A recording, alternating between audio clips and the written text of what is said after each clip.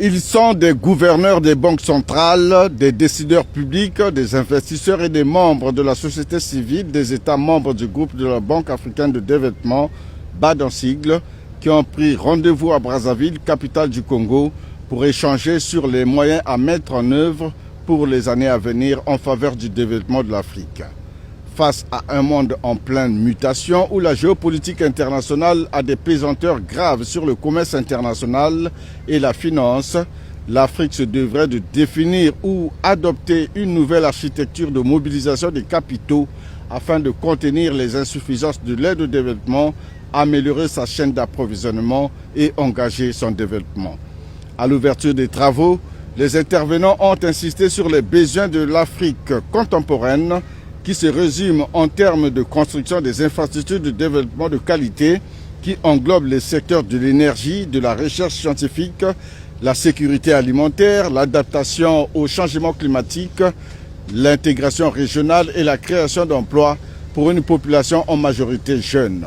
Aussi, la mobilisation rapide et à moindre coût des financements à partir des ressources propres du continent est-elle devenue un impératif à atteindre à long terme, a déclaré Ludovic Ngatié, ministre congolais de l'économie, de la statistique et de l'intégration régionale, président du Conseil des gouverneurs du groupe de la Banque africaine de développement.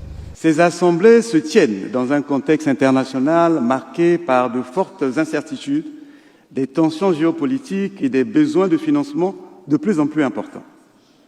Dans le même temps, nos pays africains doivent répondre aux exigences de transformation économique, de sécurité alimentaire, d'accès à l'énergie et d'emploi des jeunes.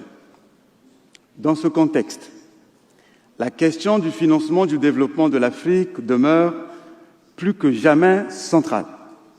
Le thème retenu de cette année traduit bien l'urgence et l'ambition du moment.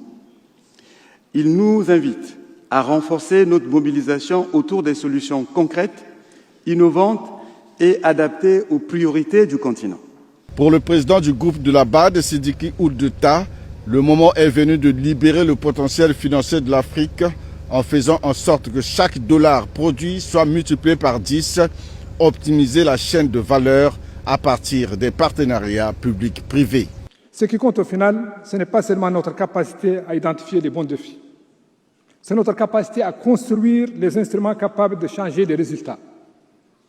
C'est pourquoi la Banque africaine de développement doit de plus en plus se positionner non seulement comme une institution de financement, mais comme une institution catalytique, une plateforme capable de réduire les risques, de mobiliser davantage de capitaux, de connecter investisseurs africains et internationaux et de transformer des opportunités dispersées en investissements bancables.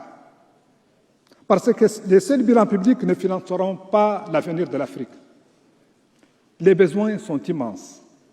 Infrastructures, système énergétique, corridors industriels, adaptation climatique, urbanisation, infrastructures numériques et système alimentaire. Cela signifie que chaque dollar de financement du développement doit désormais jouer un rôle catalytique en attirant davantage d'investissements privés. Chaque dollar doit pouvoir attirer au moins 10 dollars. Notons que cette cérémonie d'ouverture a été ponctuée par la décoration des acteurs qui ont donné le meilleur d'eux-mêmes afin que ces assises de Brazzaville soient une réussite. Ils ont reçu des distinctions de commandeurs et d'officiers dans l'ordre du mérite congolais.